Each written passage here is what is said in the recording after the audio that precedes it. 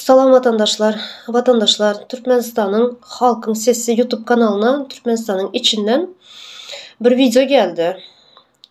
Bir enenin çaresizliği, bir enenin çığlık sesi. Özüme mene bolanım için onun yerine empati yaptım, onun yerine özümü koydum ve katı kıynandım. Allah kimse yaşatmasın böyle bir durum. Hiçbir enete çağam deyip ağlamasın. Katı kıynandım bu videonu görüp. Hem kıynandım hem sevindim. Kıynanan yerim çağanın men ölesim gelmeye, bana kömək edin deyip çaresiz kalması. Böyle bir Türkmenistan'ın içinde bunun yalı maşkalalar, yaman köp, kıynalıp yürüyen, doktora pul tap bilmeyen, son durumuna gelip ölüp yürüyenler, aç kalanlar, pulsuz kalanlar, öysüz kalanlar, garip fukara halkımız yaman köp, bu meni yamanam köp kıynaya. Sevindirici tarafı da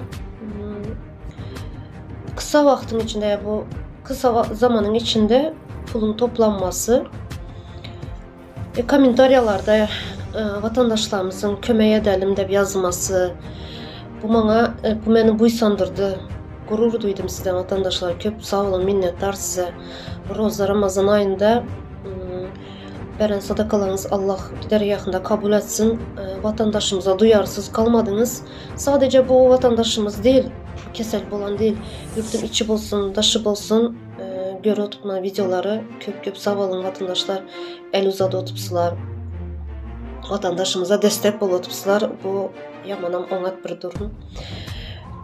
Böyle birbirimize destek bolup, birbirimize kömək edip arkasında dursak vatandaşlarımızın, bu zalim rejimden tez günlerde nasip olsa kurtarırız özümüzü. Bu zalim rejim böyle bir vatandaşımızın birbirimize arkamızda dursak özü korkup başlar. Zaten korku başlarının belli bolup duruyor yollar yapıklığına. Hazır bizlerin halk məndən məməyzədən mesela çağa emeklep başlayan vaxtı yürümek için birinden destek isteyen, elinden tutmasını ister. Bizlerin halkım şunyalı bolup duran hazır. Ve inanyan, ümidim var. Tez günlerde nasip olsa zaten 2-3 yılın içinde göre oturupmuz hazır. 2-3 yılın içinde Türkmenistan'ın halkının yarımdan köp böleği uyandı, gözü açıldı. Ve yollar yapıp dedik.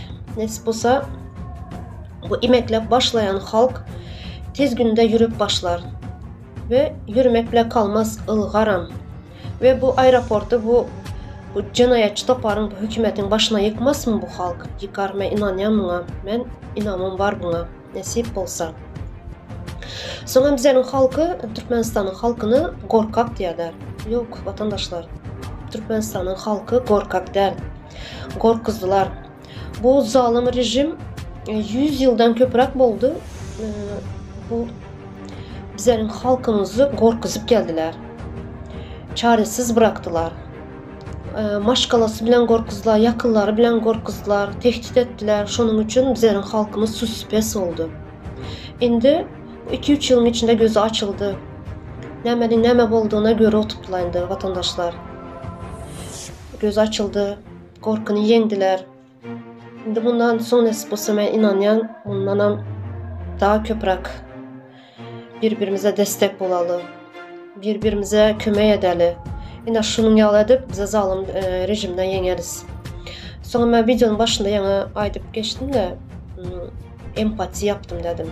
Empati yapma bilen her bir vatandaş, her bir insan karşısındaki empati yapmak ne demek? Karşındaki adam kıynalıp duran vakti özünü yerine koymak. Özünü yerine koysan şu kıynalıp oturanın mesela komşun aç mı? Aç olan komşuna bir çörek ver. Komşun giymeye zadı yok mu? Çağların küçük olan giyimlerini ver. Kıyın güne düşen vatandaşlarımıza kömək et. Duyarlı bol. Şunda sadece Türkmenistan değil, bütün empati yapmayı bilsen, bütün dünyanı kurtarırız biz zalimlikten. Şunun için vatandaşlar, umidim var, nasip olsa bu hemşelik olmaz. Hemme zadının sonu bardır ve inanyan ve sadece içinizdeki sese inanın sizem. Sadece yürümekle kalman, ılgan. Sağ olun vatandaşlar.